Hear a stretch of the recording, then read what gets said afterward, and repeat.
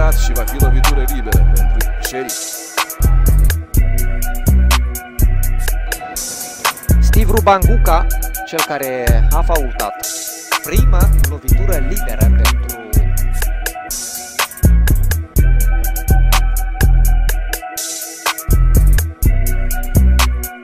care pasează pentru Suvorov. Suvorov prelucrează mingea nereușit și este deposedat și iată vedem o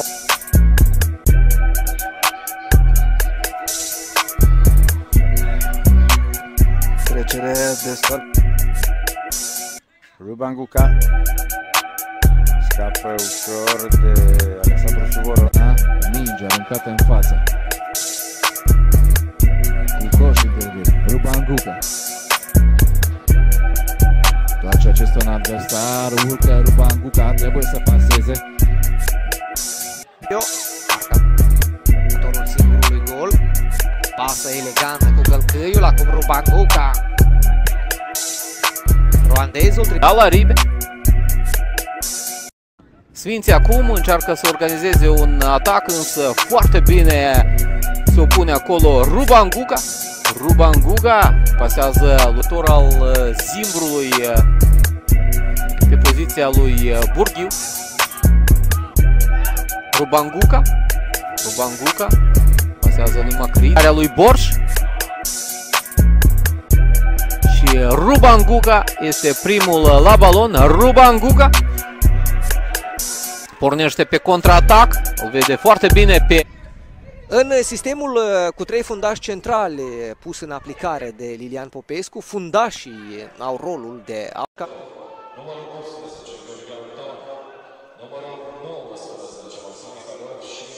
Burcea primește...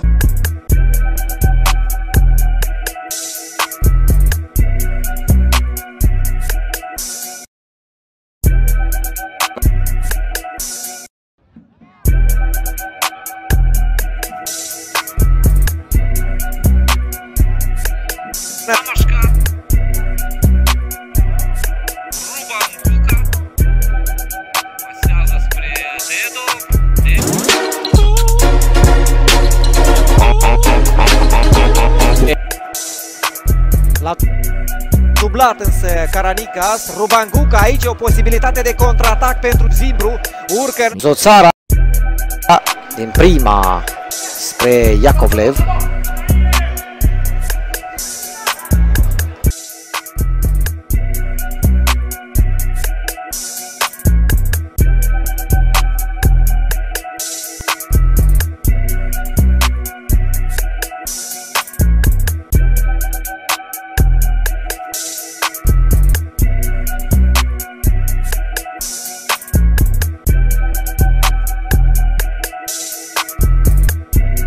Bejan, Rubanguca,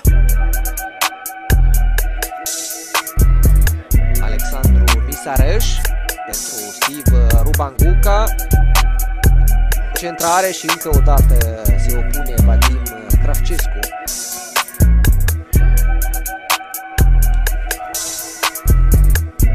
Durare în careu, respingând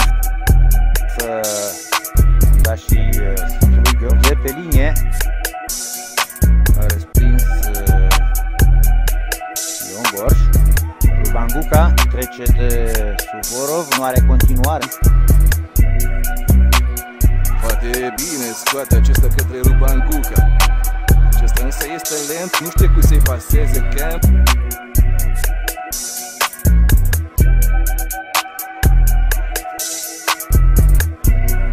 Au recuperat galben-vers. Rubanguca înaintează Dedov. Rubanguca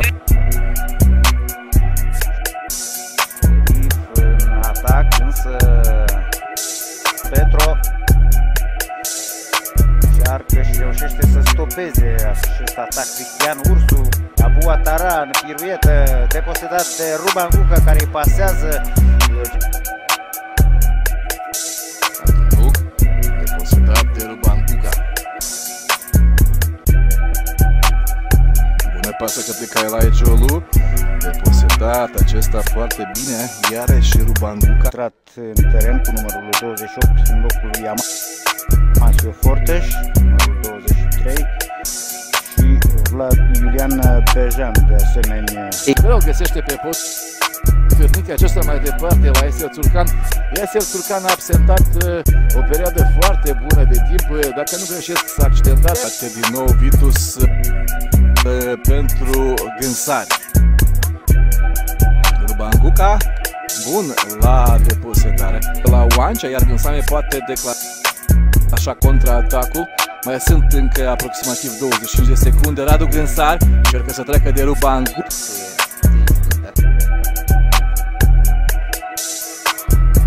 Recuperare, pierde cele din urmă posesia.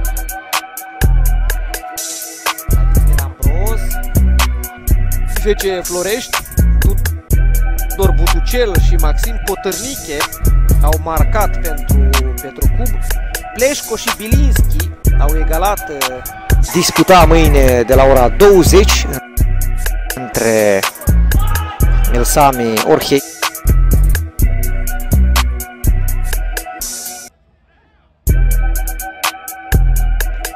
Mai avansat, Jordan Spoi pentru Constantin Sandu, Ruban Guca.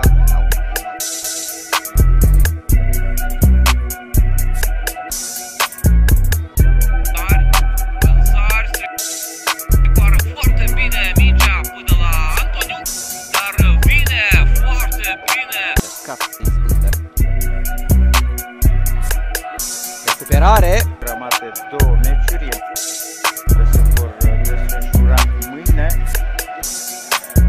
Petrocub Încearcă să recupereze balonul Ruban Guca, să repare eroarea de mai devreme.